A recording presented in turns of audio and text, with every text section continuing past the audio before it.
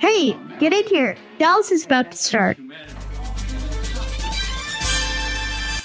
Welcome to the Ewing Barbecue. We are a Dallas rewatch podcast where we rewatch and review every single episode of Dallas one at a time. And sometimes we even play a drinking game along to the show. Can we buy you a drink? My name is Mary. I am Josh. It is a great week this week. Lots going on. A lot. We'll give you the tea in a moment. And I'm Melanie, and I think I may go get a different beer in a little bit. That is a big glass. Not enjoying it? I'm not enjoying it. 0 bottle caps. One of my podcasts I listen to, True Crime Garage, they rate beer before every episodes, and they rate it on number of bottle caps. That's like my peppermint stick ice cream. I rate on a scale of 1 to 5 candy canes. Oh, there you go. Well, see, this one was like good enough that I bought it, but it's been sitting for a little while. And stouts usually aren't supposed to go bad. I didn't think like that fast, but it's just not great. It's not good. Well, It's just not good. Are we live on Twitch? Yes, we are live on Twitch. Okay. I wasn't sure because I thought at one point I saw something like up here in the corner.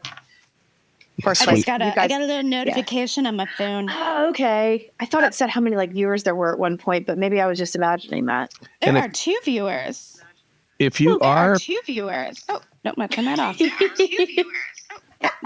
You guys saw pictures of Ron. Yeah, and if you are paying attention, and we are recording live, this is Wednesday, May 15th. And at 9 p.m. tonight, we have a very special live coming up. Yeah. Stay tuned. Stay tuned. Should I give a little? Yeah, just tell. You can tell. Yeah. We all know about the South Fork experience that was announced last week. A full weekend of events and festivities taking place October 25th to 27th at South Fork Ranch. Dallas party at South Fork Ranch. Yes, a full weekend of stuff. It'd be amazing. We have the 2 of the ringleaders on tonight at 9 o'clock. You know him as John Ross Ewing the third. Josh Henderson will be coming on here live at 9 o'clock.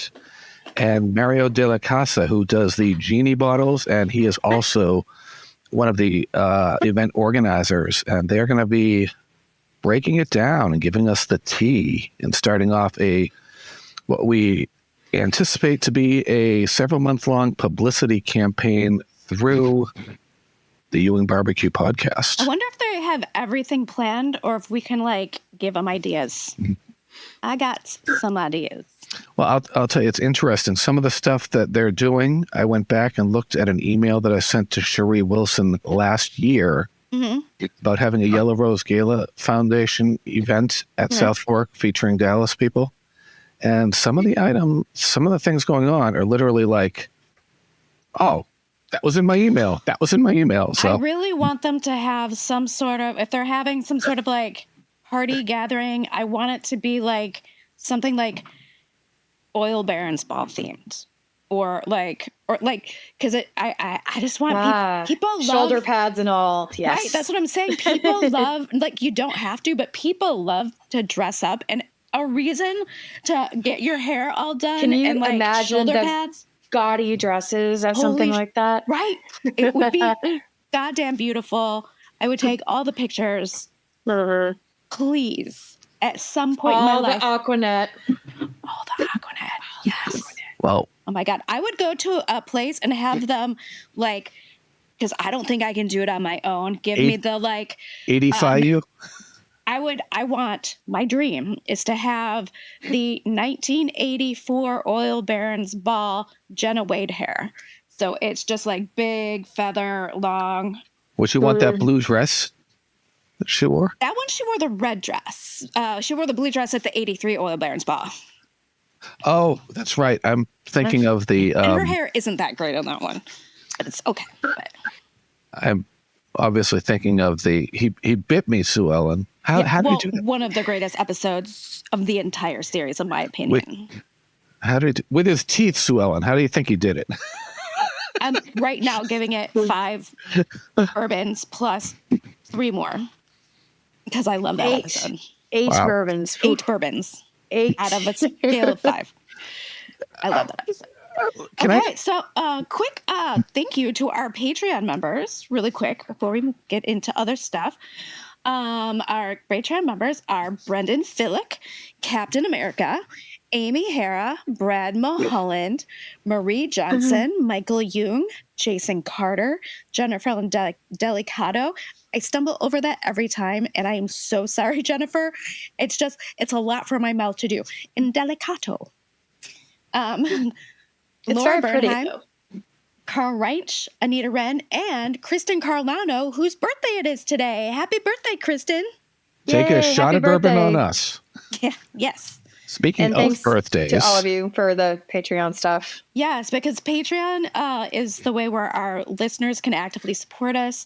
And that is how we are able to keep going with a podcast. Like, we wouldn't be able to keep doing this without them. And you can actually join us on Patreon without paying anything. You can just follow us on Patreon for free. And you will get now a video episode every time we record, because that will be posted on there. And it's also on YouTube. We're And- like moving up in the world. speaking of moving up, do we want to thank Mike Pingle for that article? Oh my God. Yes. Yeah. Holy cow. That was a surprise. Wow. Yeah. So, yeah, there's an article in Remind Magazine. I don't know if it's going to be in the print version, but it's in the online version about the event. And they name drop us.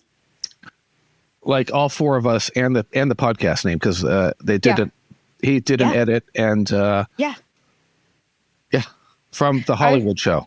I literally asked Mary before we started recording, like, if somebody Googles my name, is that going to come up? And she was like, yeah. Like, Most that's definitely. It's kind of how it works, Mel. No, that's actually how I found it, because I have a Google alert set for myself. That's And great. I got a Google alert yesterday morning that something came up, and I was like, what? Like, who's talking about me online now? And then I clicked it, and it was that article, and I was like, holy shit. That's pretty So- cool. My mom was excited because she gets that magazine.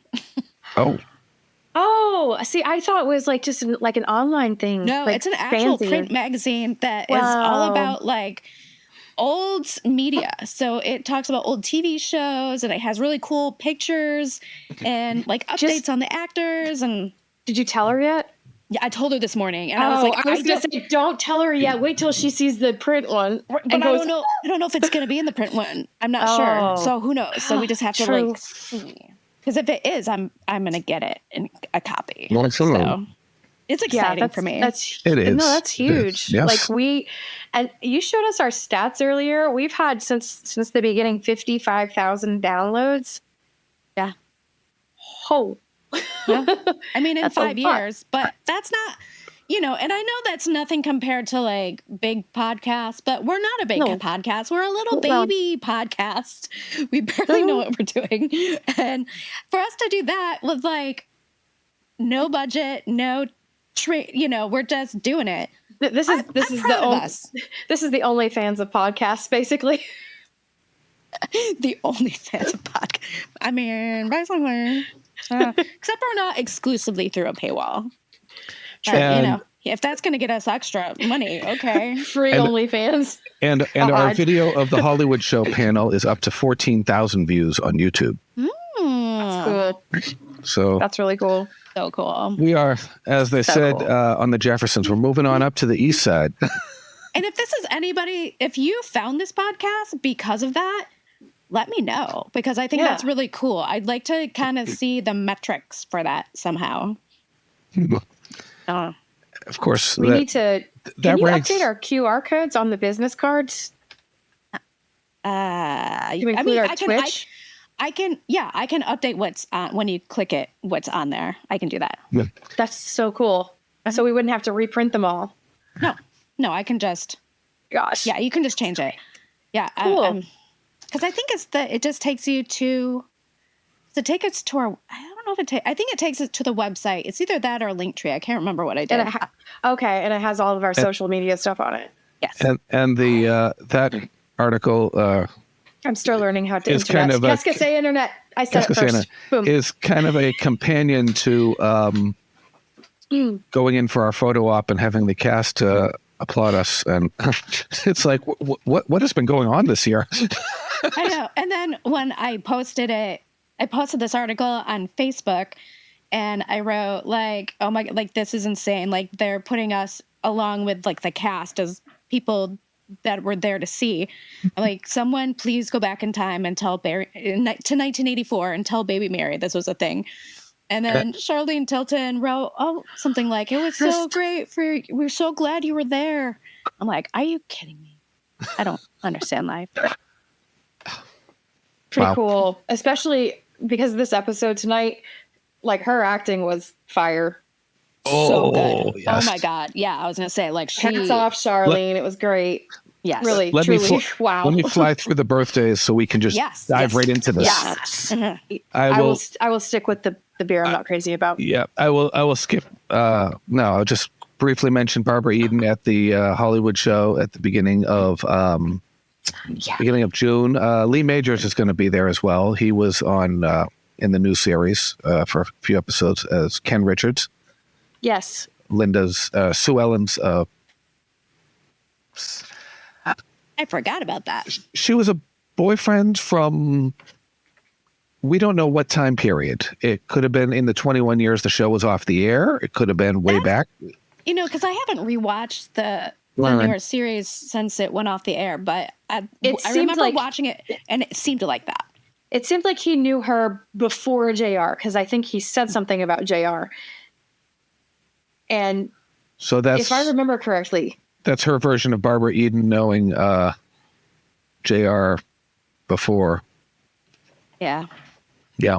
Well, kind of. Well, no, it was like this whole Ken Richards thing, like his character. I don't know. He was kind of reminiscing about the past with her. And I think he was a boyfriend or something before JR, kind of like in the Clint Ogden era.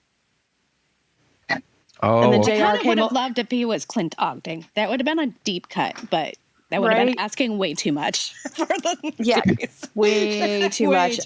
Oh my God. What, you mean basically when they came up with like Diet Dallas? Yeah. Just new characters. Why not? Yeah. I mean, the premise was there, but. All right, let's fly quick. Yeah.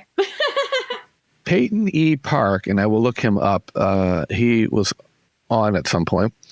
May 8th, his birthday, he was born 1923. Jenna Michaels, who played Connie, born in 1956, May 9th. She would be 68. But I always forget some of these people have died, and it's sad every time. Unfortunately, she died in 2018, May 23rd. Lawrence Haddon, who played, I believe it was Franklin Horner, died May 10th, 2013. We have a big one on May 18th. Priscilla Pointer turns 100 years old. Oh my on God. Saturday. We have to do something. 100. 100 years old. 100 Still years alive. young. Right, for sure. Yeah, that's. I'm gonna have to put together a graphic or something. Yeah, that needs to be recognized. Wow. Yeah. Steve Forrest, who played Ben Stivers / West Parmalee. We said that at the same time. Parmalee. James Parmolive. No, he Imposter died. jock. He died May 13th. No, I mean May 18th, 2013. So on Priscilla Pointer's birthday. Stephen Elliott, who played Scotty Demarest, died May 21st, 2005. And died May 24th, 2017, Jared Martin, old Dusty Farlow. And on May 24th, I'll stop right there. Priscilla Presley turned 79. She does. I cannot believe that bitch is almost 80. Like what? she shares a birthday with little Robbie Zimmerman, who we all know as Bob Dylan. Different year, though. Okay. He's a little Day old. before my brother's birthday, too. That will be May 25th. And May 25th, Barbara Stock turned 68, who was at the Hollywood show. And my brother turned 60. What? What? Yeah. See, I was an accident. So my brothers are way older than me. And then I came along 10 years after my youngest brother. Whoops. The oops baby? Definitely the oops baby. Okay, let's get down to brass taxes here. Okay. So tonight we are talking about season 6, episode 27, episode 130 of the series, Penultimate. Dun, dun, dun. Can we just say again, season 6, episode 27 for a minute? Right? And this is not even the season with the most episodes. Nope. That was somewhere around the Holy Dream shit. season, which had at least around 31 episodes. 31 episodes. Right. It's insane. It's inflation, guys. It has to be. It's inflation. It is. All right, let me play it. Looks like there's a bad fracture of the right leg. Right now, let's just try to keep this patient alive. You're not angry at me because of what happened to Sue Ellen. You're mad at me because your deal in Canada is frozen solid. And that means I get Ewing Oil. Our You're mom? gonna love your daddy when you get to know him. I love him. But I don't think I can ever live with him again. You drove her back to the bottle, JR. You might as well have put it in her hand. You sound like a jilted suitor. If you're courting my mother, you come to my house, try to tell me how to live. What the hell's the matter with you? Ugh.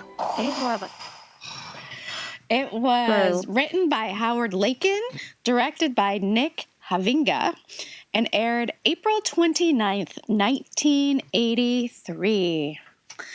The number one song in the U.S. on that date was Billie Jean by Michael Jackson.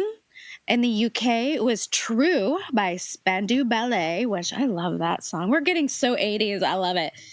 Know this. The number one film in the U.S. is Return of the Jedi. And top news stories. Harold Washington was sworn in as Chicago's first African-American mayor. That seems so late for that to happen. Chicago was a little slow.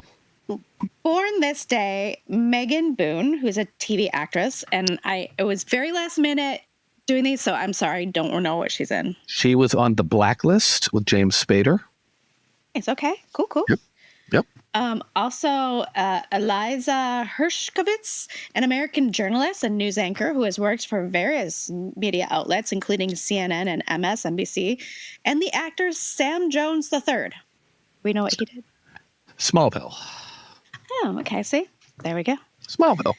That's why I'm here. That is why you're here. That's awesome off the top of your head. All right. Damn. And on Dallas. And on Dallas, this episode came in number 3 in the ratings. And Eric Farlow makes what we're going to call his first credited appearance as Baby Christopher. I believe at the time before this, he may have been under 2 or whatever the age is, according to Tyler Banks, when you have to credit somebody. So maybe. And also, it could have, it was within an episode or two. So also could have been a mistake on the person who wrote the book art as well. So. Right. But on IMDb, he is not credited until this episode. You're right. You're correct. So we'll just say that maybe he was underage and did not need to be credited. Maybe. So, well, the point is, Eric Farlow, welcome to the credits. Eric Farlow! Yes. Barry Corbin's character in this episode, Fenton Washburn, he has uncomfortable news for Sue Ellen, much like he did for Jock and JR in previous seasons. But he found Linda Gray very nice and friendly, and he points out that Fenton seemed to remain consistent throughout the run of the show, and the writers did not do much to change him. Well, why would you change a sheriff? He's got his moral high ground to take, and he's got to do his job. So yeah, but JR also has him in his back pocket. Come on. He does, and he turns his eye on things. Well, I have a lot to say about that, way more than he should. Oh, it's like I texted the group chat earlier. I was like, boy, do I have opinions. I got things about this whole episode. Yeah. It was like one red flag after another, and it was And lastly, you did mention Nick Havinga directing. This is his first episode that he has directed out of 20 episodes of the show that he will have directed. I need to look him up because that name sounds so familiar, and I don't know if I've just seen it on the credits that I know it from, but it just sounds so familiar. The credits? I don't know. Why don't you giving it a goog? Dive in, and I'll Google. Okay, so while you do that, we open on the aftermath of the car accident. JR's car is upside down. It looks like it's been on fire. There's sad music. And then a slow zoom into South Fork.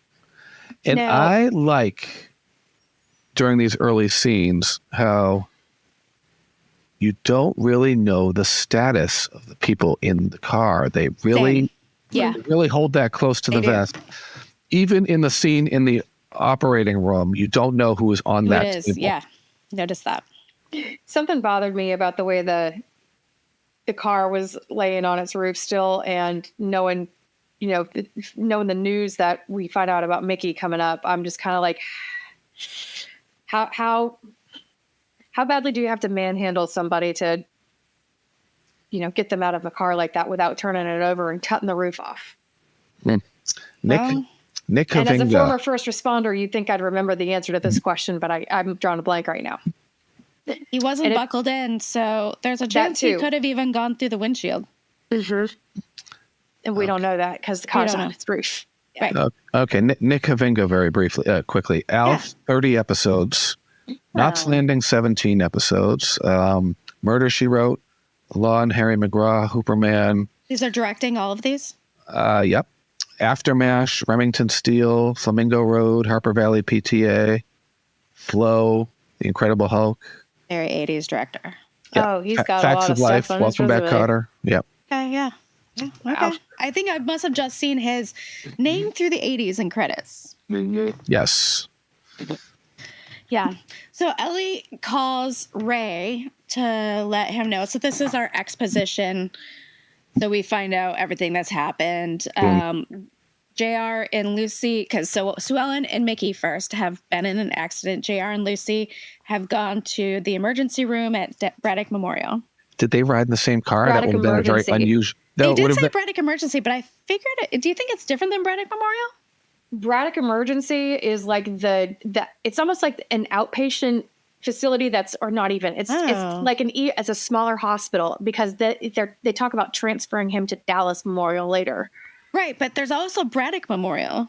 Oh, no, this one was Braddock Emergency. I want to say it's almost like urgent care. That's why I just thought maybe it was the emergency room at Braddock Memorial, or I don't know. Yeah, maybe. It's not a very big town, Braddock, so... I think that's where, spoiler, I think that's where Lucas Wade was born years later. I think they only made it as far as Braddock Emergency. They didn't make it all the way to Dallas Memorial. Oh, so maybe it is Braddock Emergency instead of Braddock Memorial, and I might have that wrong. It's okay. Yeah, it's confusing. It's like there's the smaller out hospital, and then there's the big facility. Right. Yeah. It's just like the little local. I wonder if JR and Lucy rode in the same car. That would have been a very awkward. I mean, they probably did. I mean, they just had to. Yeah. I'm sure there wasn't much talking because they were both like, they're both really worried. Right. Too worried to probably argue with each other at that point. Yes. Mm-hmm. They needed Which means more. they're really worried. Which is insane because Lucy knows that Sue Ellen was drunk as shit. Oh yeah, when she gets her wits about her, she lets everyone know that too. Mm-hmm. Oh yeah. So riding in that car with JR, knowing that JR is probably the reason why Sue Ellen's drunk. That had to be a lot. That's a lot. Yeah. You don't want to have an argument in the car when he's driving because you do not want to stress out the driver. You want to get to the hospital. Lucy, I'm sure Lucy doesn't give a shit about stressing the driver. Yes, but if he flipped the car over, they would both be up a creek. So well, I can hear it now. Like, can you hear the argument between the two of them on the way to the hospital? Like, Right. this is all your fault. If you hadn't done this, she wouldn't have started drinking again. And now, Lucy, I didn't put the bottle in her mouth. You know, I can just hear all that shit. Right. Well, actually, keep your mouth shut and then go hang out with your tramp mother and blah, blah. But anyway, Yeah. they end up. They get there. Yeah. They get there. In the meantime, we're at Ewing Oil where Bobby is working late and surprise, Pam shows up. She shows up to apologize because she spoke to Catherine. Right. And she's like, my bad. I talked to her and she told me there's nothing going on between you guys. Well, it would have been nice if you trusted your husband. Right. And yeah. So and then he brings up that, and then he also like immediately brings up Pornstache and her, you know, being in France together. Oh, Pornstache. Yeah. And Pam's kind of like, well, and Bobby's like, well, what am I supposed to think, you know, when you go to France and you know, with this guy, like, are you really like, having it's no separate concern of rooms? yours. Yeah. Right. He's like, do you really have separate rooms and stuff? And she's like, yeah. She's like, Bobby, are you just like trying to ask me if I slept with Mark? She's And like, yes, he was. Because I didn't. Right. And then he brings up a good point.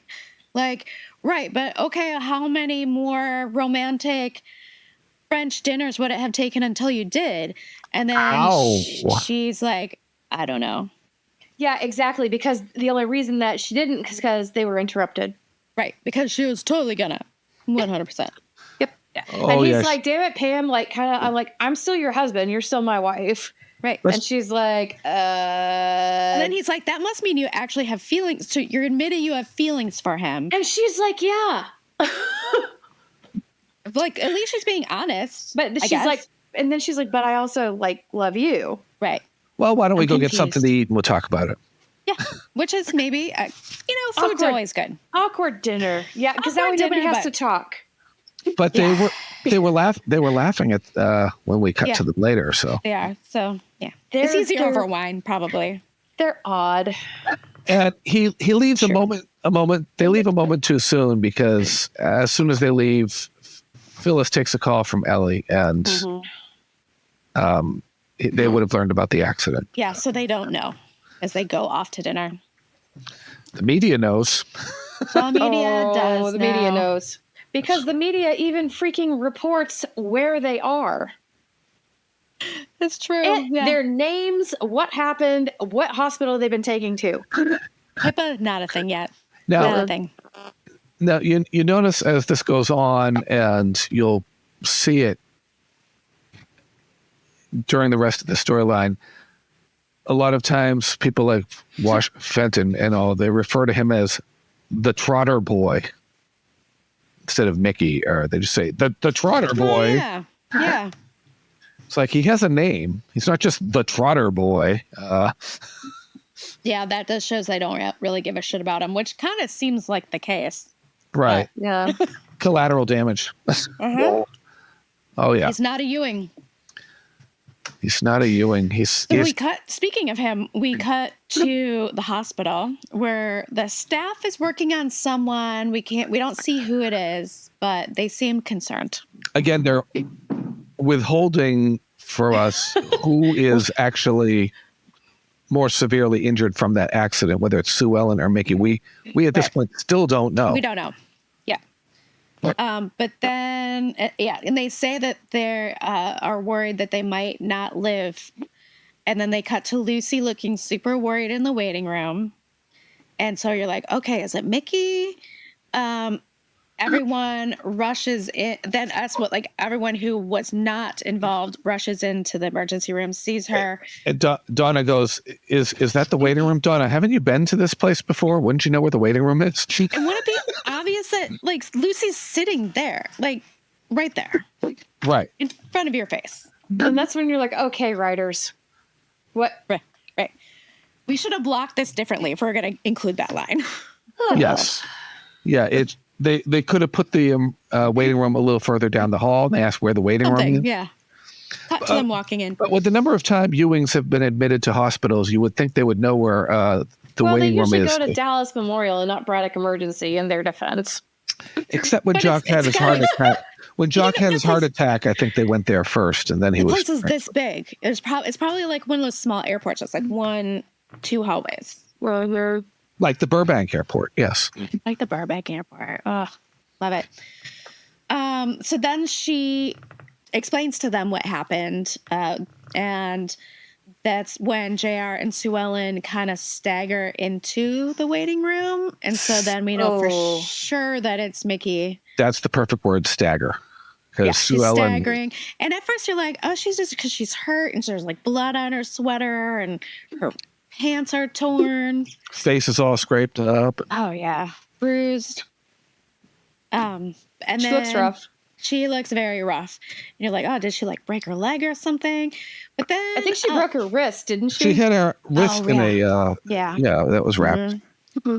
But at first you're like, she's staggering, so maybe she hurt her legs. But I think she's just girl's still drunk. She's drunk. Yeah, she's still drunk. You could put a tap in her, and outcomes boost. Yeah. Contact tie off of her veins. Yep. And then they want to see Mickey, but they're told that they can't right now. And Lucy's just like, yeah, they won't let us see him. And then everybody's just like, oh, okay. I think it's weird because then everyone's like, okay, well, I guess we'll just leave then since Sue Ellen and JR are going home. Bye. Even though we don't know the status of the other person that was in the car. And not only that, they're letting a woman who was drunk and caused an accident with grave bodily injury just going to walk out of the hospital. Well, Fenton Washburn shows up at that moment. Fenton Washburn walks in. Yeah, he walks in and he's just like, hey, I need to get your statement about the accident. And JR's trying to get him away, but then she starts talking. It becomes very apparent very quickly how girl be slurring her words. Learn everywhere. It's like, why didn't they make her sit her ass down and like put a banana bag IV in her at the very least? Something. Did anybody disclose that she had been drinking? Probably not. No, because they're trying to get her the fuck out of there. Well, if Fenton is a don't say anything. It's a liability on the hospital too. Had they treated her for something and it interacted with the alcohol, right? Yeah. It seems like they would have noticed, though. I mean, she had to smell like a distillery. I call this Fenton's Chief Wiggum moment because he let her walk out the door. Mm-hmm. And that was a Chief Wiggum move on The Simpsons. Just completely oblivious.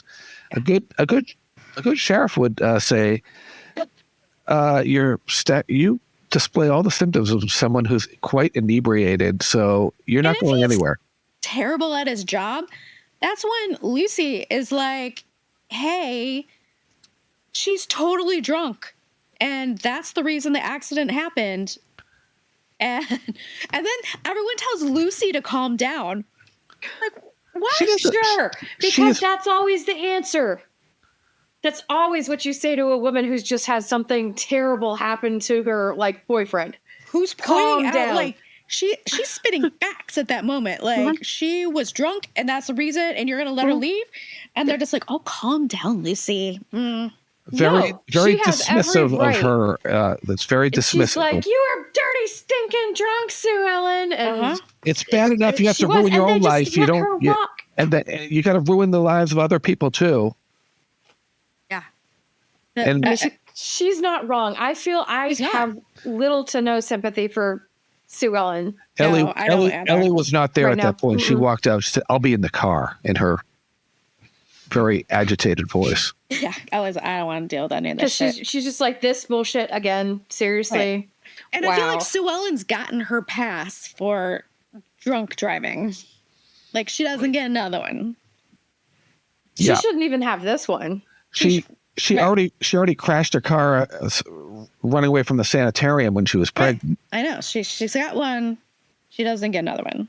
At the same time, I wonder, would Mickey have been able to stop her if hadn't hit them? Or book. Spoiled. I spoiled if somebody hadn't hit them. Spoiler. Sorry.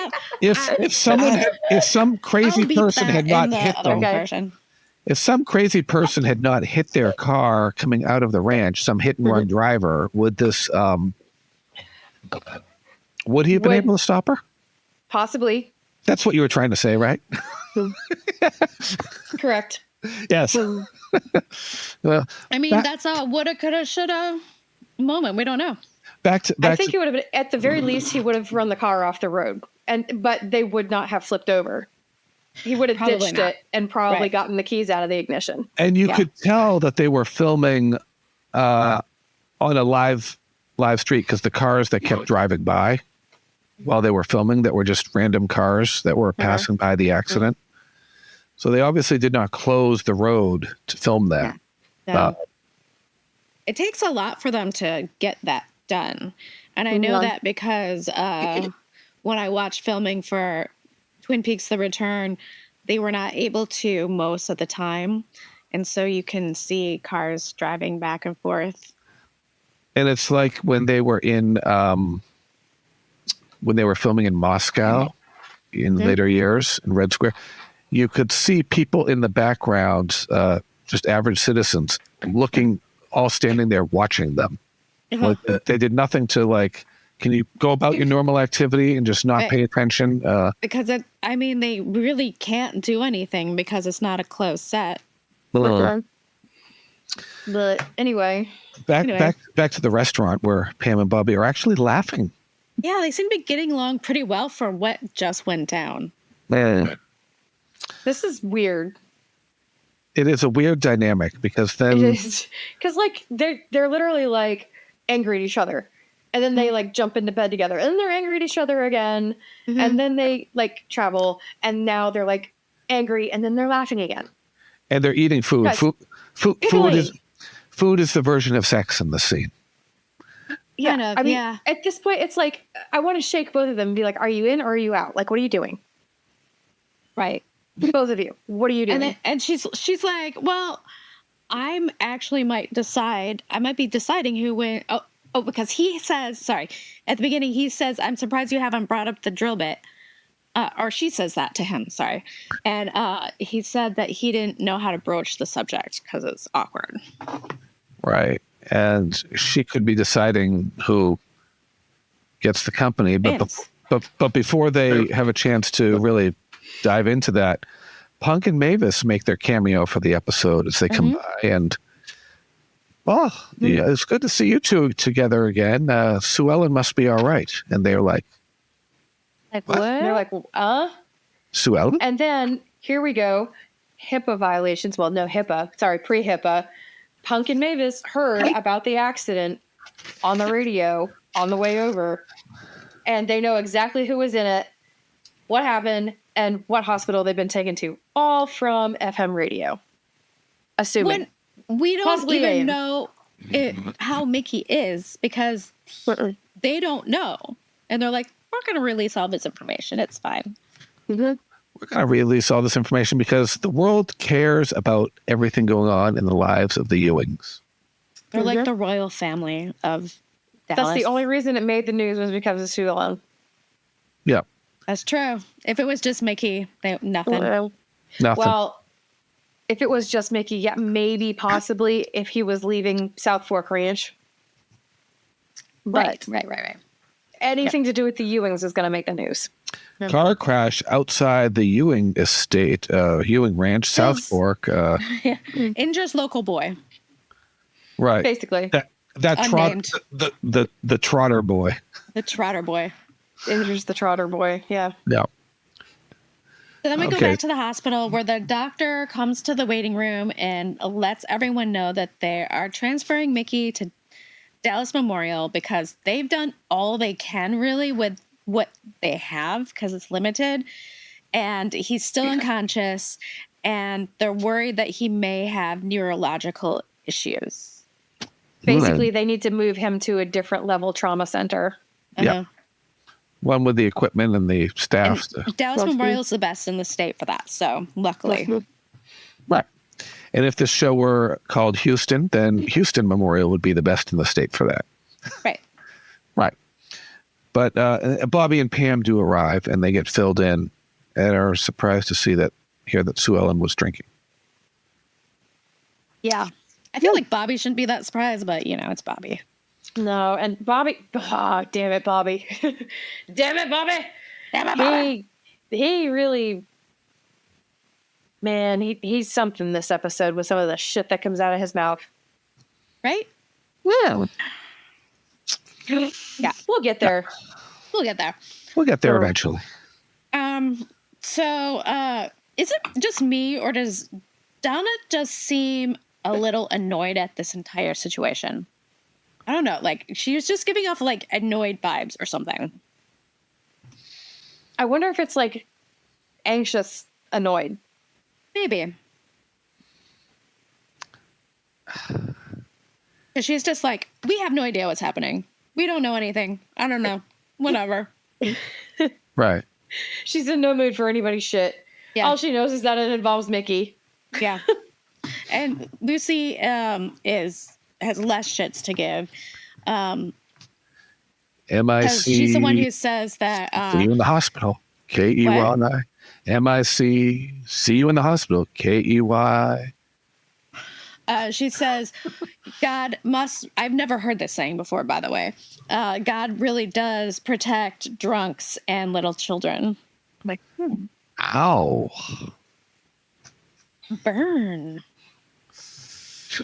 Oh, And yeah. speaking of fired. drunks, JR wants to help Sue Ellen up the stairs, and if looks could kill, he'd be a dead man, because she's like, She's basically like, don't touch me. ever again. Mm-hmm. And he's obviously actually worried about her for once. It's too late though, buddy. You done fucked up massively. Yeah. Massively. He knows he fucked up too. He did. Yeah. You for got caught with your danger noodle in the cookie jar. And he's actually like contrite for once in his life. Yeah. He went from like trying to deny it and gaslight her real fast to being like, you know what? This is we'll get to that conversation too. Yeah. But so he's like, okay, you don't want me to touch you. Mama, can you take her up there? So she's okay. And of course, Ellie does. And he heads straight for the bar. Yes. Once we're in the bedroom, Ellie sits her down and asks her if she needs anything. And she just says no. And she starts to walk out. But then, like, she's a mom. She senses something's up. So she turns around and walks back. And consoles her. Consoles her, because Sue Ellen at that moment just like breaks down. She says everything is over, her marriage and her life, which is a little scary. Yeah, she realizes what she's done and that she may be like on borrowed time as far as the justice system goes. Oh, right. Yeah. And the guilt. She had guilt starting to set in. Yeah. But she also knows that she's a mother and she has responsibilities. So while she's drinking, did you notice it's like it's like in the evening when John Ross isn't around? Of course, yeah. Mm-hmm. It's when she has idle time. It's when it's when she has time to think. Tyler Banks, you need to stay awake all day, every day to keep her away from the bottle. That's one thing I noticed about her go around with alcohol this time versus last time. Like when she really wasn't paying attention to the baby, is that this time she's like an engaged mom and she's not doing the shit until after he goes to bed. Yep. So we need to keep him awake all of this time.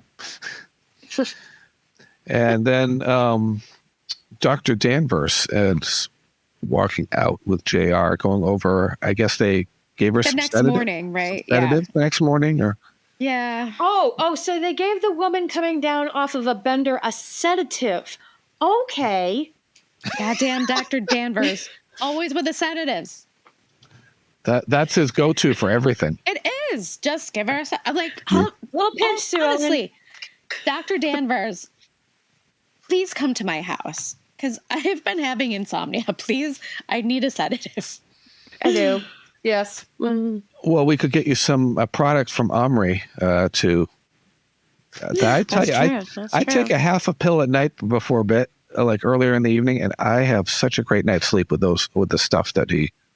I don't know how. Did you order from him? Nope, I am still working through the you supply. Still have the samples? Because I don't do it every day. I just do it when I need to. Every once in a while. Same. I still have some left.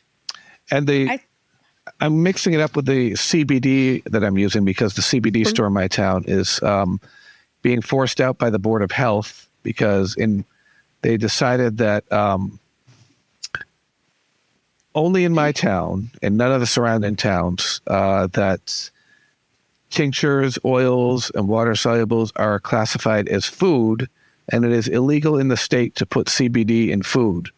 So my town decided to make an example of the CBD store and force them out of business. So they're clearing all their products. So I'm stocking up, but that's ridiculous. That's local government. Yes. Overstepping. And they said they're going to start calling other towns and recommending that they shut down CBD stores as well. Okay. Yeah, somebody needs to get with the county or the state because that's overreach. You can't. Oh, they just need to legalize it federally for the love of God. Like, come on. I know this is ridiculous, but then again, don't even get me started right now. Right. Don't get me started. Do not get me started. Ooh, yes. We got to keep on motoring here. It's true. We have less than an hour. Because we have guests. Okay. We have guests coming. Okay. So Dr. Danvers also wants to know when she started drinking. And he says, like, I don't know. And he's like, well, you better stop it really quick. Right. It's a problem. And he leaves. No, really? He leaves, and who pulls up? Okay, Dr. Danvers. And then Clayton pulls up, and you can tell by his parking job that he is unamused. Yeah, no, he is on a warpath. That's the understatement. Yeah. Clayton is pissed. Yeah. Well, and as he aptly points out that he did say before they married, He's like, I told you, if you hurt Sue Ellen again, JR. Yeah. If you hurt her, then you have me. Then you're going to answer to me. And JR's like, bless her. He's like, who the hell do you think you are coming in here? You're in love with my wife. You're courting my mother. You come to my house, try to tell me how to live with my life. That's enough. We've had enough. Clayton's basically like, fuck you. Like, you caused this. Like, why do you think she was drinking? It was you. Mm-hmm. It's always you. Because she saw you in bed with that Harwood woman. And that's when Bobby's just like, I'm sorry, what? Bobby went, oh, fuck, it was true. Because Bobby has a little crush on Holly. Little one. It's a little one. And at that moment, he's just like, what the hell? Like, no. No, I can't put my stick in that one now. So then everybody basically takes off, and it leaves Bobby, and then cut to the side, and Miss Sally, who's overheard the whole situation, both kind of like upset. Bobby because of Holly, Ellie because Clayton did not deny being in love with Sue Ellen to JR. Right. And it's an accumulation of everything going on that's just weighing on Ellie, too. I mean, true, but she's just kind of like, what the fuck? Like, Miss Ellie some days has to be like, really? Like, these are my children? These goddamn people who live in my house. Heathens. These motherfuckers. Are my children. Uh-huh. Okay. So like, it was cool. So it was Jockcock that was keeping everybody from spiraling and destroying to a point. To a point, which is why, and I know that it's an unpopular opinion, mostly online, but I feel like the show is better when Jock isn't there because people aren't kept in line, and it's not that, everyone's kind of spinning out of control. Chaos. And it's more fun to watch people spinning out of control than everybody sitting holding hands playing Kumbaya. Waiting for, Jock to come between them and, It's not, we're not doing the Brady Bunch or Full House where they hug it out and everything's resolved in 28 minutes. Right. No, it's, let's just go and let's blow everything up. The doctors are concerned because Mickey still has not regained consciousness and they don't really know how bad his injuries are. 3 but fractured he does have vertebrae. brain activity. He does. He does have brain activity. Which right, is good. but they still don't know how badly he's injured. Right. He could wake up and be totally fine, or he could be just like a vegetable. They don't know. Mm-hmm. And I had to look up that actor that played the doctor because he looked very familiar to me, and I still can't place where I've seen him before. Well, do you remember his name? I'll go to it another time. That's okay. That's fine. Yeah. Okay, so then Bobby bursts into Holly's office and is just pissed. And he's like, how could you do that to Sue Ellen? He gives her, 4, 5, 6, 7, and 8. He gives it all to her. And she's like, what are you talking about? Like, I had to. I told you that I was going to do whatever.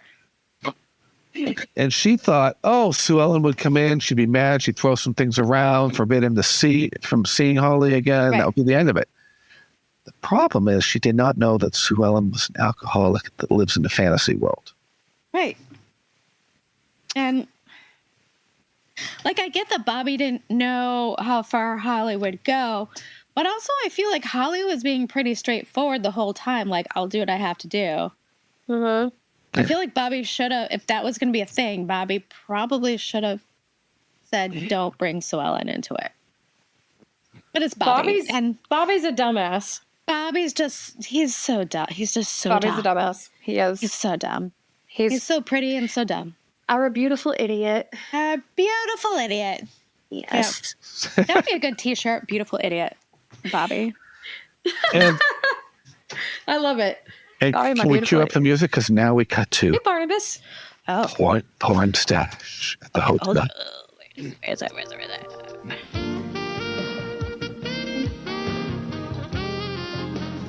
Lord have mercy. All right. Oh, boy. Pornstache comes to visit Pam. And he does his token, is Sue Ellen all right thing, and then he immediately dives into their relationship. He said, hey, babe, let's continue what we started in France. Is there some hope for us? Hope? She says, so there could be some hope. But first she has to settle things with Bobby. Hope. Bo and Hope from Days of Our Lives. Pornstache says he doesn't mind waiting a little while, as long as there is hope. Pornstache. Oh my God, you guys. I can't take this seriously. You're not supposed to take it seriously. Pornstache. He's ridiculous. And how convenient is it that Mr. Wheeler finds JR a new car that is just like his old one? I know. I was like, okay, they didn't want to have to find like a new car. They're just like, okay, I have it. We'll just say he's getting the exact same one. Just throw it in there. That happened to me in 2018 when I hydroplaned going 5 miles an hour and my car was totaled, and I was not ready to look for a new type. So I went and found the exact same make, model, year, and color, and it only had 3,000 more miles on it. Oh, that's cool. So I can relate. All right. You and JR. So you also didn't have to find a new car. No, and I did not have the sheriff show up to see me. No, yeah. At the same time. And let's give a shout out to Rosanna Christensen for her appearance. Teresa, yay! Yay! And so Washburn has come to get Sue Ellen's statement because he wasn't able to get a good one last time because girl was drunk. And we learned how drunk she was. Right. So JR is still like trying to keep him away from her, and he's like, "Oh, she's been sedated, and like you couldn't talk to her if you wanted to because she's out." And then Ray arrives. He wants to know, what are you doing to find that driver? My cousin's in the hospital. Yeah. And he's I'll like, take matters into my own hands if I find that guy. It's not like they had cameras back then necessarily. Like, does anyone know what they're looking for? Who was out there. Does Sue Ellen remember anything? Mickey's not awake. How do they know what they're looking for? They could look at maybe because he ran into him, so they could look at the paint that was on the car. Or they could, transfer paint. or they could actually watch the previous episode, and they would see the. True. If they just watched the previous episode, they'd be able to tell. Yeah, that's right. Exactly. Yeah, but all that stuff back then in like the 80s, that would have taken weeks. You know, you're right. They'd be like, well, the car was tan. So, okay, I'm going to go. Yeah. I guess I'm going to go to this, like, you know, card catalog. Card catalog with the Dewey Decimal System. Right, exactly. I'm going to look up this car color.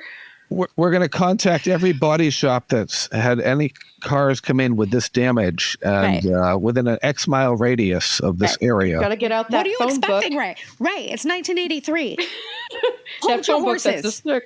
Slow your roll, pal. Well, I'm a dumb cowboy, and I'm pissed because my cousin's in the hospital. Cowboy. Right. And then Fenton has bad news. He's like, look, you know, I need to talk to her because Sue Ellen had more than the legal limit. And Jared's like, oh, don't listen, Lucy. And he's like, yeah, I'm not listening to Lucy. I'm listening to the blood work that was done three times. Three times. Not once, twice. 3 times a lady. And 3 times. And if that boy dies, he's going to have to arrest her for manslaughter. Dun, dun, dun. She's lucky he's not arresting her for felony murder. She's lucky he's not arresting her for drunk driving. I mean, somebody that's like seriously injured and the. There you go. Sorry. It was really late. That was my bad. No, she's lucky she's not being arrested for was the 3 times over the legal limit and driving? Right. Like, I mean, I guess. How the hell is she not in cuffs already? Because I don't think that it was such a big thing then. You know, it wasn't as punished as much as it is now. Like, it wasn't even officially illegal to drive while drinking until the 80s. Like, I'm sure you guys have seen those little like news clips of when they did, and people were like, "What? I can't just drive with my beer anymore." Yes, because it was MAD, wasn't it? Mothers Against Drunk Driving that started that. Mm-hmm. Yeah, we got that passed. Yep. I mean, it's good. Yeah, obviously, right. Yeah, I mean, it was good, but you know, and at the same time, yeah, it wasn't really punished. But Sue Ellen Ewing is also a rich white lady. Oh, right. And whose husband doesn't want of it. Whose husband doesn't want scandal. He just wants everything to go away all the time.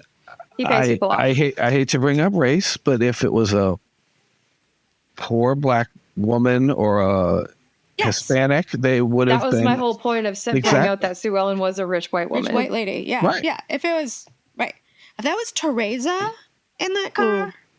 God bless. Or Raul. Yeah. Good woman. Yeah, Dorme, who's not on yet. And this got to be coming soon. Something similar happened on Falcon Crest, where the Latino vineyard workers, one of them was friends with one of the vineyard owners' grandsons, and so one's white and one's Hispanic, and they get in a car crash because they get run off the road, and the Hispanic gets poorly treated at the hospital while the white person got the better treatment. Well, look at Falcon Crest tackling issues in the 80s. Yes. Pretty impressed, actually. And let's cue up that music again, because Cliff meets up with Pornstache. Oh, you mean his bromance? That's right. And he apologizes for Afton's phone call because Cliff's note says that Pam is much better off with Pornstache than ever being married to a Pornstache. And he says, you know what? I can't help but feel bad for Bobby. You know? Like he's in a bad situation. And then Cliff says, don't feel too bad for him. Let's talk business stuff. Yeah, let's do that. And he says, besides, Bobby has someone waiting in the wings for him, so he'll be all right. He's like, is he talking about Holly or Catherine? I think he's talking about Catherine. But I think. Ew. And Cliff, what the hell? Yeah. Like, they're both your sisters. Like, what are you doing? It's Cliff. He's a dumbass. Well, then So again, you want one sister to dump a Ewing and another sister to hook up with a Ewing? You don't want the Ewings in Because your he doesn't give family. a shit about Catherine. He doesn't really even consider Catherine a sister. you know what, you guys? It's almost like when Cliff did like terrible shit like this in the show, like in the early years. Mm-hmm. It's almost like that was all like forgotten about right up until the reboot when he did that thing. That Right. thing with the thing to the The thing with the thing to those people. And I was like, Right. it just made me think of that. I was like, wow, he did some fucked up shit too. Because, that would, I always say hashtag not my Cliff, but that's if Cliff continued on this way. Path. Instead of just becoming goofy. 'Cause, Yeah, he became goofy, and I wonder if any of that was at Ken Kercheval's direction. I wonder. We can't ask him anymore. We but- can't. God damn it, Ken. I know. He died like a week after we started this podcast. I know. That sucks. But anyway, yeah. We have his old Ultimate Dallas interview we can post and let people hear his voice over again. But So at the hospital, everyone is staring at unconscious Mickey. And Lil looks like she's in a trance. Because of course she does. Her son is sitting there unconscious. yeah, And then look, Ray decides to make it, of course, all about himself and his guilt. I never should have brought him here from Kansas. It's all I'm my just a fault. dumb cowboy. And Donna has to bring him off the ledge. Like, no, you did so much good for him. You've turned his life around. And blah blah blah. Like, okay, I guess I have to reassure you again. He was a good, honorable young man. Like, Right. Yeah. He was doing the right thing. I mean, it sucks that this happened, but he was doing it because he was doing the right thing. I mean, Lucy, like, she barely had to tell him to stop, Right. because he was like, Mrs. Ewing, stop, and he she was trying, and she was like, go get her. She has more of a right to feel guilty because she literally was like, Mickey, go, and you could see that. But, Ray, Jesus, not everything is about you. And he did it anyway, even though, like, he didn't know Sue Ellen, he didn't know anything, but Lucy was just like, the panic in her voice, she had seen it before. Yeah. And She was like, Mickey, she's drunk. And Mickey he realized it Mickey was was like, I'm on bad. So he was like, okay, I'm doing it. Yep, I'm He's getting like out. the ultimate, like, this is like some tragic fairy tale where he like swoops into the rescue and gets hurt. I know. Mickey. Oh, Mickey, you're so fine. You're so fine. You blow our mind. Hey, Mickey. Mickey. So then Sue Ellen is at South Fork by herself and thinking about booze. And as she Don't leaves, do it. as she Goes down leaves to the buy room, herself a drink. as she leaves the room, the camera closes in on that shot of her wedding picture with JR. Yep. Nice touch. And as Bobby peels in, all the lights are on in South Fork again at Oh, night. shit. So, drink. Ugh. What the hell? Who's paying that electric bill? Walt Disney World? Rich people. He sees her drinking and he tries to stop her and she says, it's too late. And then he tries to convince her, like, look, the whole thing was set up. Like, they played a trick on you. And she's like, I saw them. She didn't rape him. This Right. is where I have a fucking problem with Bobby. Who gives a shit what the motive was behind it? Right. Who fucking cares? The point is, she caught her husband that she had just remarried in bed with another woman after he said that his games that were would over. not happen. Right. Yeah. Right. She believed him with all her heart, and like she's got nothing to believe in anymore. And she's basically like, and that's why I got so pissed at Bobby. I was like, what the fuck are you even talking about, you stupid boy? He just Like- doesn't seem to get it. Like, this was a setup, and it's like, yeah, the fact remains, he still fucked somebody else. He's, Because I feel like it's the thing where, like, She's he's equating, exactly like, right. She didn't rape him. He's like, it's basically that thing where, like, well, it's not feelings. It's just sex. So it's okay. Oh my God. Don't even start with me on that. Well, And then was- she's like, it's sex. That's the problem. Because I feel like sometimes that's a huge divide with people. Right. Yeah. No. Oh, no. Moving on. Moving on. Anyway, she breaks down at the end of the scene and says she was dumb to marry him again. Yeah. Well, yeah, honey, you're not wrong. Man, yeah, but But what are you going to do? I do You love believe him. he You was- love him. And he knows how to play you. Fool me once, shame on you. Fool me twice. But this time I believe he really, really actually feels fucking remorse. Oh, yes, he does. Yeah, he goes to see Holly, which I thought was pretty bold. I thought she was getting the fuck out of town, but I guess not. I Pick a lane, Holly. Pick a lane. I would have expected if in this situation that he would have had McSween or some thugs come in to run her out of town. Old JR would, but this is, I feel like when JR kind of stops doing that for the most part. But he sees an opportunity. All right, I'll get out of your company, Right. but you give me this money, which is going to ensure my victory at Ewing Oil. Yeah, right. And so she's got to think about it. But he admits that he underestimated her, which he did. Oh, yes. And $20 million is chicken feed, so you better take this offer while I'm still in a good mood. Right. She's like, I'll think about it. Well, I don't know what there is to think about. You take it, you get the hell out of here before I change my mind, and then I'd have you eliminated. Then we cut to Pam feeding Christopher, Eric Farlow. Oh, Who is playing with a Smurfs toy. I totally didn't notice that. And It's a Smurf on a little such boat. an 80s reference. Love it.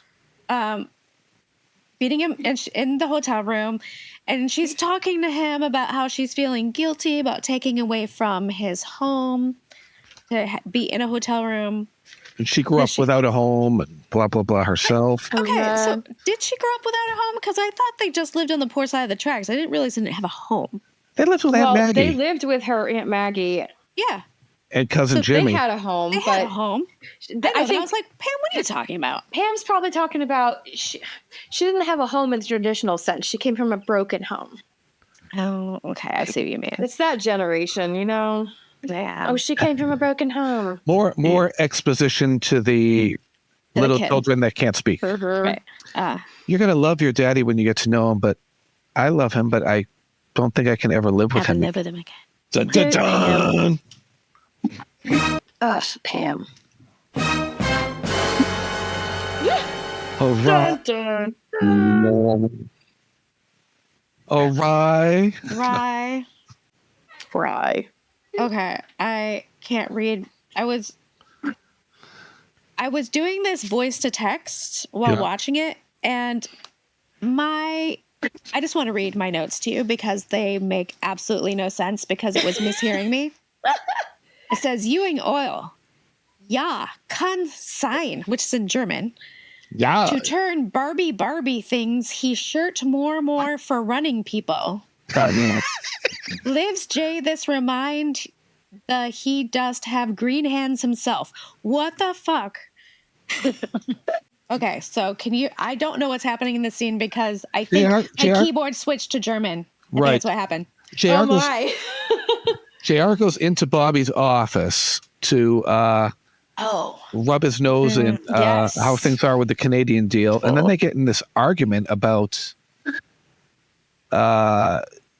Bobby sticking his nose into Sue Ellen's business, and JR's brings up Pam running around France with Pornstache. Right. And it's just a cluster. If you stay out of my wife's life, I'll stay out, and you stay out of my wife's life. It's none of your business, and blah, blah, blah. Right. And then, Bobby starts giving JR crap about, being underhanded or whatever. And he's like, yeah, your hands are not so clean, buddy. You set up George Hicks. Yeah. Or you blackmailed George Hicks to change his vote. You had that sting on Walt Driscoll. So Yeah. And Bobby's like, yeah, but that was business. And Jared's like, right. That's what I'm like. It's not a difference, buddy. It's the same thing. at the end of the scene after Jared leaves, Bobby's a little pissed, so he heads off to the Cattlemen's Club. He's pissed, but I think he's pissed, but he knows he's right. I think that's why he's pissed. He's pissed at JR and he's pissed at himself. Yes. Because he knows, because he doesn't have anything to hang over JR because he's been in the mud too. Right. Your hands are just as dirty. Yeah. So. And then Donna comes to South Fork to pick up Lucy to go to the hospital. And then she runs into Sue Ellen in the kitchen. Oh. And Sue Ellen tries to talk to her. Lucy's not having any of it. Donna mentions that the sheriff had just left. She saw him leaving after getting Sue Ellen's statement, which would we have liked to have seen a scene where she gave the statement? Yeah. I would like to hear what she had to say. I wanted to hear what she had to say. And that was a missed opportunity. Sue Ellen feels bad. And that's so she's like, Lucy, hey. But we also talk? And we also learned before Lucy comes in the room that Sue Ellen remembers putting on her seatbelt, which Mickey didn't do. That's where we get that information. Which we noticed. Yeah. Yeah. Because Mickey probably did the tumbling roll. Which means he did the tumbling and stuff, but the cars back then not having airbags, and this, even though she was wearing the seatbelt, Sue Ellen is probably bruised from here to here. Right. Hitting that steering wheel. Yes. Well, the seatbelt choking her too. Right. Yeah. It's a double whammy. Oh, so Lucy. Yeah, Lucy. Oh, she's got no room for Sue Ellen right now. She's like, look, I can't. No, we don't have anything to talk about ever again. Dun, dun, and dun. Sue Ellen's like, will you just please hear me? And she's like, no. And it reminds me of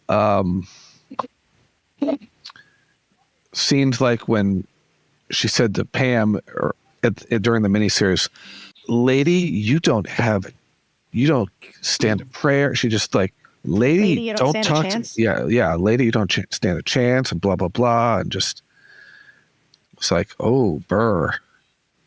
Yeah, Lucy is like Ewing. Don't fuck with her. Like when she's angry. I knew. Then we got Bobby. He runs into Holly. What bar is this? Cattlemen's Club. Because he was going. Is that the bar at the Cattlemen's Club?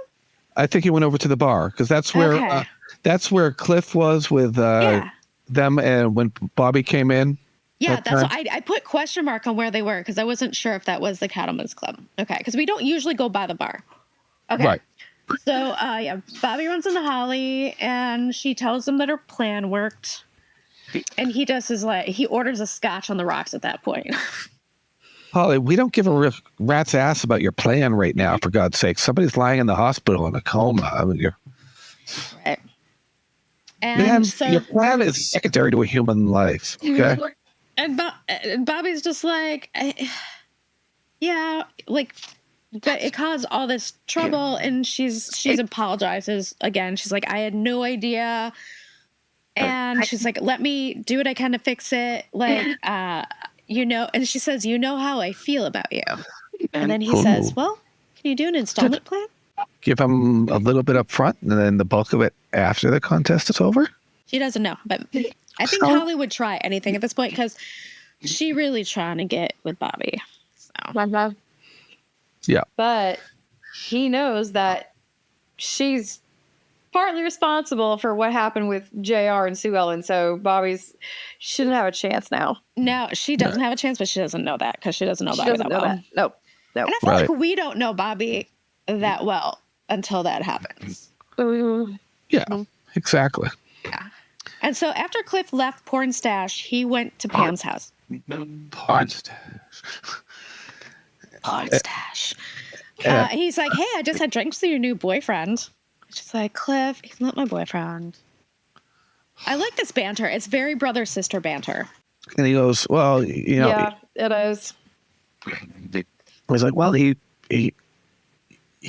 into you for, your marriage is over. Just like get with Pornstache. Oh, thanks, Cliff. Like, you're like the authority on like when the marriage is over. Okay, Mister, I've never been married. Right. Or not good at relationships at all in the least, but. Yeah. How's your relationship with Afton, and how was your relationship with Sue Ellen? And but all he wants to talk is a drill bit. Yep. And I can't believe you're even thinking about siding with Catherine on that. And she's like, how can I not? Like, we were married for 6 years and he really needs it. Well, that's past. That's past. It's like, your marriage has been over for like a while, Pam. You just got to admit it. And there were more problems than just Ewing Oil. Right. And she's like, well, I mean, not really. That's kind of what brought everything to out. It all kind of like directly relates back to it.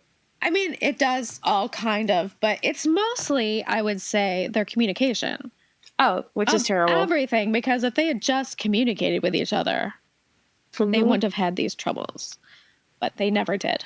And they couldn't communicate with the neurofibromatosis, and they couldn't communicate with like everything. And yes, a lot of it did center around Ewing Oil just because that's kind of a backdrop, but they're just little things that they could never just talk about. And you got to do that when you're married, guys. That's true. Any relationship, yeah. Yeah. So he's basically like, your marriage with Bobby is over either way. And don't wait too long with Pornstache, because you're going to lose him if you wait too long. That's right. At the hospital, Mickey has still not regained consciousness, which is starting to get worrying. But after some additional scans, the doctors kind of worry now that if he does regain consciousness, that he will be paralyzed from the neck down for the rest of his life.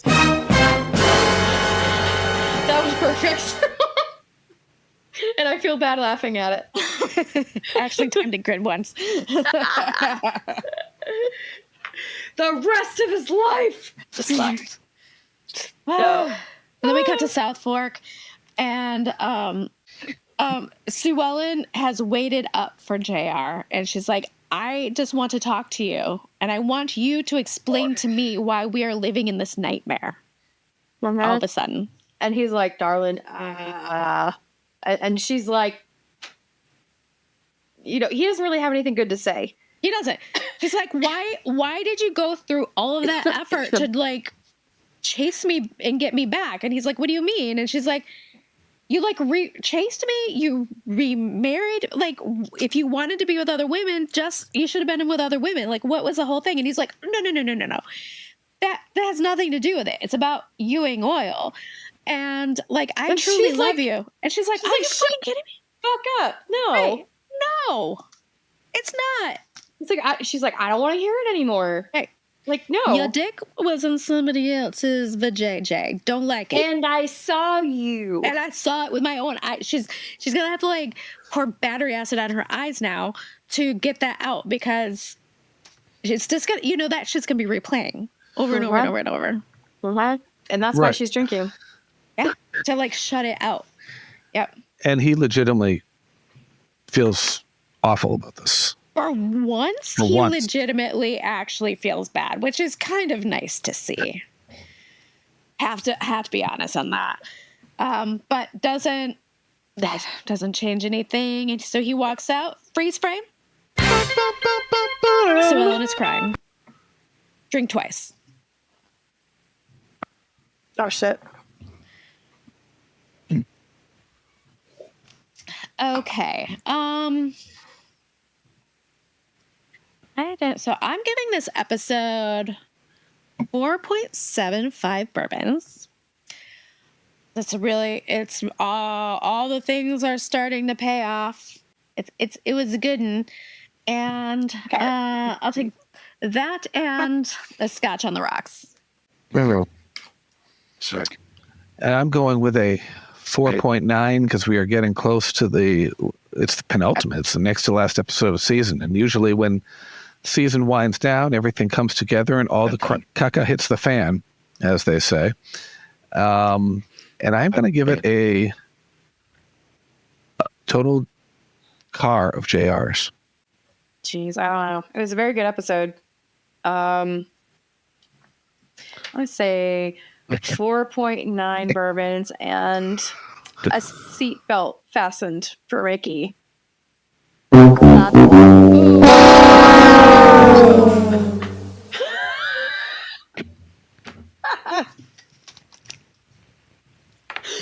That's great. So sad. So sad. So sad. So the next episode is the season finale of season 6. I can't believe it. We're here after 5 years. Our 5th anniversary, yes. Hey, it's almost exactly our 5th anniversary. Mm-hmm. Exciting. I love the next episode and basically the series. Like the series from now on, like for the next 2 years recording, I'm just gonna be super happy because it's gonna be all like my good stuff. So be in good mood. Yeah. The next episode is the season finale, season 6, episode 28, episode 131 of the series, Ewing Inferno.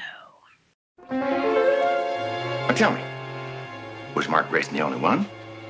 Or did you try a few Frenchmen just because you were there? Unlock the liquor, because I'm going to drink myself into oblivion. The fight between us is over? I can't come back to South Fork. And you can't come back to me. You drunk? Oh, I'm cold sober. Now I'm gonna kill you. Until then, if you follow us on Instagram, you can see the things we post. We've been trying to post a bunch of stuff. Our group on Facebook is hopping lately, so join it. And we have some new members that they started and they're like talking about where they are in the series. So you don't have to be caught up to discuss the episode. So whatever episode you're on, you want to talk about it, because we love all of it. Yes, we do. And ewingbbq.com is our main website. I have been meaning to start updating that to give it a little overhaul. It's coming slow because I have to do that in my spare time, but it's coming to get a little bit more info and stuff on there. So anyway, I guess until the next time, bye. Y'all come back now, you hear? Night, guys.